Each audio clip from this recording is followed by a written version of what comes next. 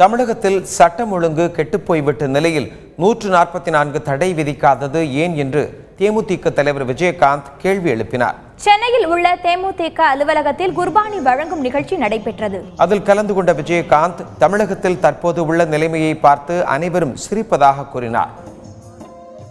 இன்னைக்கு சட்டசபையில உங்க அந்த அம்மா குழுங்க சிரிச்சாங்களே ஜெயலலிதா, எதிர்கட்சி எல்லாம் பார்த்து இன்னைக்கு எதிர்கட்சியில கிக்கின்னு சிரிச்சாங்களே.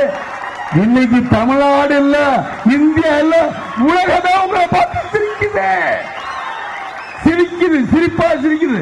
நான் ஒன்னும் இன்னைக்கு நான் காட்டுறேன், பேஸ்புக்ல மோக்கணும் உங்களை பார்த்து சிரிப்பா சரி. இதை விட கேவலம் என்ன? என் தமிழ்நாட்டுக்கு என்ன கேவலம்? என் இந்திய மக்களுக்கு என்ன கேவலம்?